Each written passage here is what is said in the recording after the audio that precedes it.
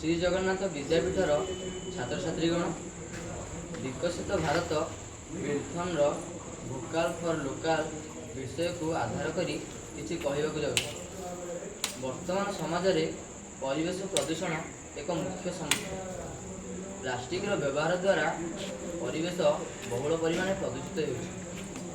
तेणु आमे श्री जगन्नाथ विद्यापीठर छात्र छात्रीगण प्लास्टिक व्यवहार नकरी कदली पत्र निर्मित यही पात्र गुड़िक निज मनपसंदर खाद्य खाईपार।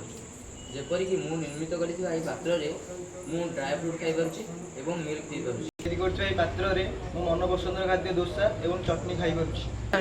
मु तयारी करथिबा ए पात्र रे मो मनपसंदर भात एवं डालमा खाईपारुछि।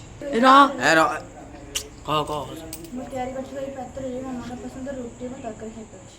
मु तयारी करथिबा ए पात्र रे मो मनपसंदर दही बरा खाईपारुछि। मु तयारी करथिबा ए पात्र रे मोर मनपसंदर खाद्य 12 मजा खाईपारुछि। मु तयारी करथिबा ए पात्र रे मो मनपसंदर खाद्य गुपचुप खाईपारुछि। मु तयारी करथिबा ए पात्र रे मो मनपसंदर भात एवं अंडा तरकारी स्टार्ट। आमे एही पात्र गुडी को व्यवहार करी मूर्तिकार फिंगी देले मध्य एहा मूर्तिकार कोनोसी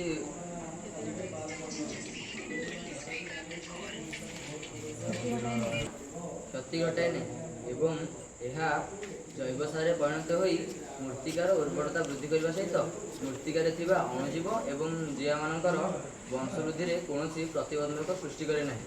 तेणु आम मैंने समस्ते प्लास्टिक रे निर्मित यूज एंड थ्रो जिनिस गुड़ी को व्यवहार न करी पत्र निर्मित यही जिनिस गुड़ी को व्यवहार करवा जहाद्वारा आम परिवेश प्रदूषण को रोकी पारिबा।